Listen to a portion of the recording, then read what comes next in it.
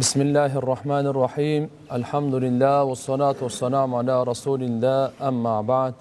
İslam tarixinan hurmatlı cemaat, bugün 12 Rabiul Avval 1442 Hicri yıl.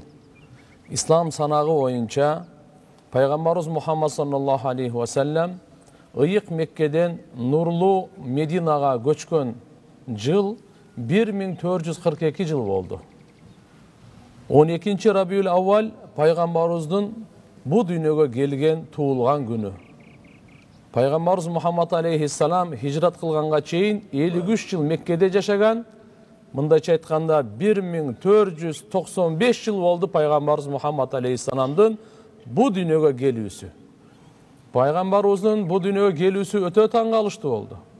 Ankeni gelgenge çeyin adamlarga joldan adaşıp жашоонун туура багытын таппай калганда, ааламга караңгы басканда, адамдар ташбоор болуп калганда, жарыктыкка чыгарыш үчүн, бүткүл адамзаттын малын, жанын, абийирин, канын сакташ үчүн кыямат күнгө чейин келе турган инсандарга адам кандай жашаш керек, канткени чыныгы адам болуп, бактылуу болуп жашаш керек жолун көрсөтүп келген.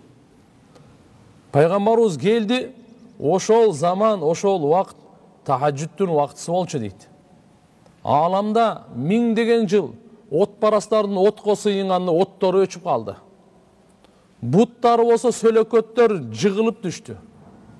Бул ааламга кандай бир улуу зат келатат. Акыр заман пайгамбары бүткүл ааламга мээрим болуп, кыямат күнгө чейин келе турган инсандарга жол башчы болуп, мына пайгамбарыбыз Мухаммад саллаллаху алейхи ва саллям адам затын эки дүйнөдөгү бактысыздыктан куткаруу үчүн жиберилген акыркы пайгамбар Мухаммад ибн Абдилла, Абдулланын баласы Мухаммад алейхиссалам, Амина энебиздин ичинен бу дүйнөгө түшкөн ыйык Мекке шаарында. Пайгамбарыбыз Мухаммад саллаллаху алейхи ва саллям жашоонун туура жолун алып келип, негизи адилеттүүлүктү, тазалыкты, боорукерликти, адамгерчиликти орнотtu. Мынакей пайгамбарыбыз 23 жыл Кур'ан-ы Керимди түшүрдү, 40 жашында келди, 40 жашына чейин Меккеде чоңойду, 40 жашында меккеликтердин бардыгынын жүрөгүнөн сүйүүсүн алды, жүрөгүнөн ордун алды, сыйын алды. Меккедеги мушриктер дагы пайгамбарыбыздын чынчыл экенине, аманаткөй экенине чын жүрөктөн тан берет эле. Бул эң улуу, эң таза ушундай бир адам экенине.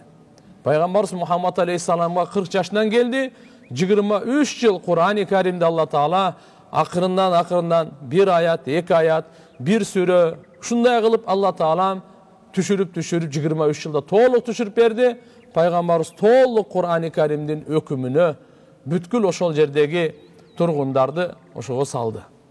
Мединага көчүп келип, кыскасы айтканда, Пайгамбарыбыз Мухаммад алейхиссалам 63 жашында Мадина шаарында ошол жерде жан берип, кыямат күнгө чейин эс ала турган жайы Мадинайы Мунаввараны Алла Таала тандады.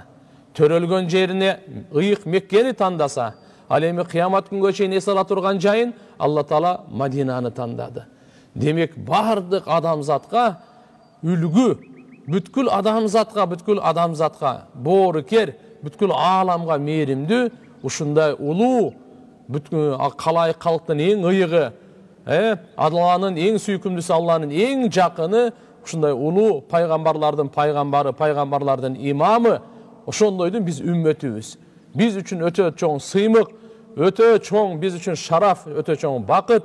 Пайгамбарыбыздын ар бир кылганы Алла Таала сүйө турган, Алла жакшы көрө турган амалдар. Ошондуктан пайгамбарыбызды сыртыбыздан дагы, ичибизден дагы, отурганда, турганда, уктаганда, жүргөндө, түнү, күндүзү, сапарда, үйдө, көчөдө, базарда, кайсыл жерде гана болбойлу, пайгамбарыбыздын кылган иштерин, айткан иштерин аткарып жашасак, иншаалла Алла Таалам бу дүйнөдө өзүнүн кудурети менен дагы, ахиретте өзүнүн мээрими менен дагы түбөлүктүү бактылыкка жеткирет тугандар.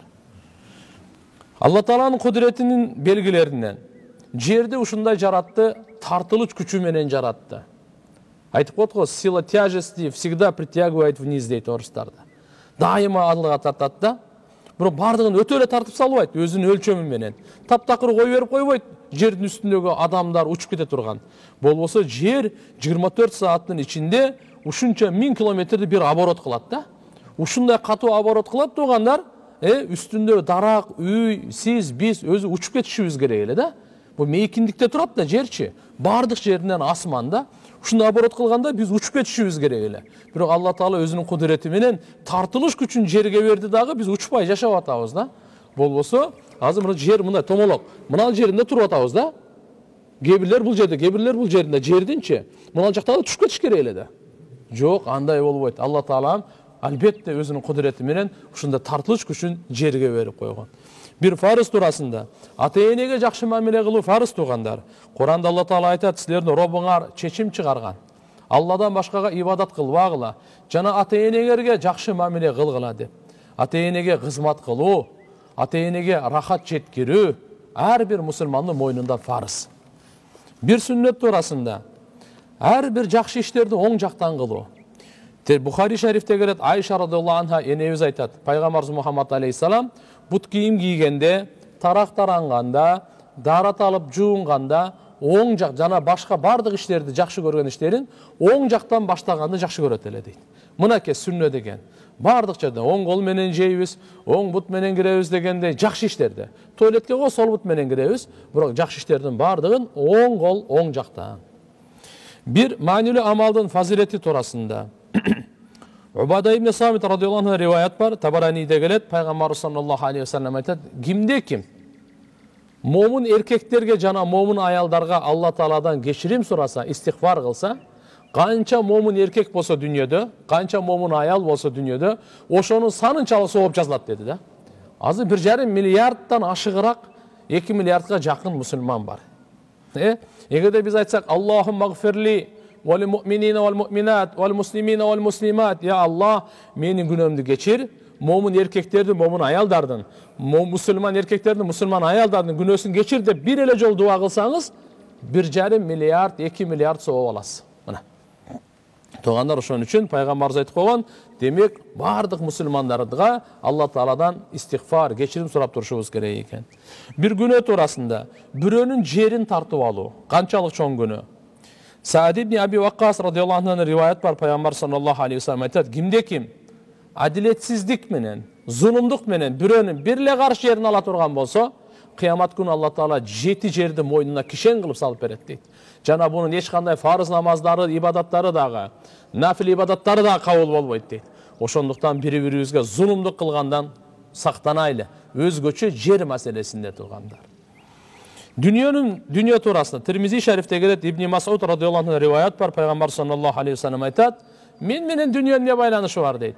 Мен менен дүниөнүн мисалы дейт, бир мусапырга окшош, бир күн ысыкта, кандай жалбырактуу дарактын түбүнө бир аз отуруп, эс алып, кайраты сапар тартып кеткендей, демек бул дүнө мусапыркана деп бекер айтпайт экен. Бир аз туруп эле нары кете турган туруктуу дүнө эмес. Мына пайгамбар ушундай мисалын келтирип айтты. Пайгамбарыбыздын медицинасы боюнча Ибн Асакирде келет, пайгамбар саллаллаху алейхи ва саллям айтат, анделек жегеле тамак жегенден мурда. Анделек, анткени ашказанды таптаза кылат экен да бул. Ашказанды тазалай турган касиети бар экен, ооруларды тамырынан бери жок кыла турган касиети бар экен. Кур'ан-ы Каримдин насааты Алла Таала айтат, эй ыйман келтиргендер, силер адилеттүүлүккө бекем болгула. Жана Алла үчүн чын күбөлүк бергиле. Ошол күбөлүк берүү өзүңөргө, ата-энеңерге, жакын туугандарыңарга каршы болсо дагы дейт. Жараткан Алла Таала баарыбызга, укканыбызга, айтканыбызга амал кылганга өзү жардам берип, башкаларга жеткиргенге күч-кубат берсин. Амин. Ва ахиру дa'wana анил хамдулиллахи rabbil alamin. Ва рахматика я рахман.